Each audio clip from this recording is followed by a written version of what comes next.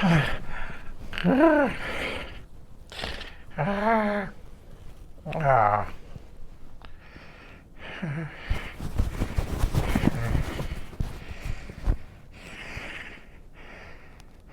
was once an old man. He was a retired tattoo artist. And every spring, he would put a bag over his shoulder and walk out into the neighborhood. He took a dandelion tool, and every time he saw a dandelion, he would kneel and dig it up by the roots, always careful to get the roots. And the neighbors didn't like him coming into their yard.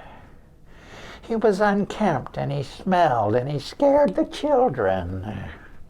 And they would say, "Get out of my yard, old man. Get out or I'll call the police." But they never called the police. He just ignored them. Like a deaf mute, he went about his business. And they didn't call the police not because they realized that he wasn't doing anybody any harm, and not because they realized that he was actually doing them a favor. No, they didn't call the police because they didn't want the hassle. So he would spend the morning pulling dandelions and putting them in his bag, and then around noontime he would go back home to his backyard, and he would take his bag off and take out the dandelions, and he would lay them one by one out on the patio like corpses.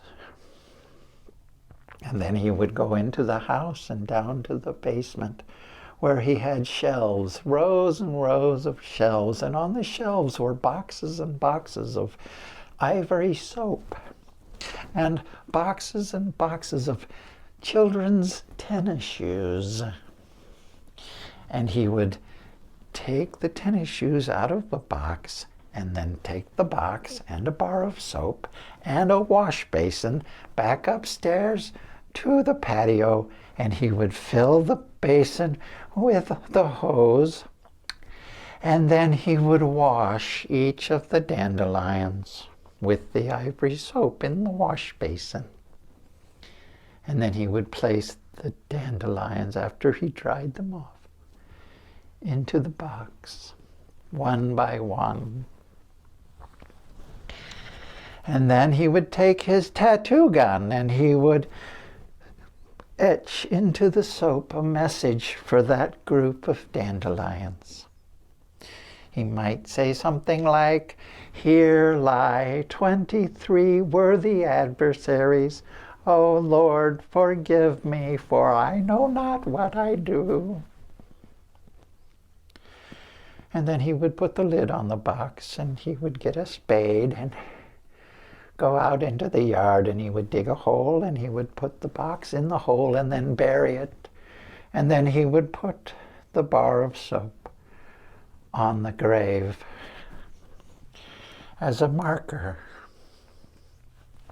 Now, the couple next door observed this ritual many times, and the wife would say to the husband, "Well, he may be a weird old lunatic, but he has the cleanest yard in the neighborhood."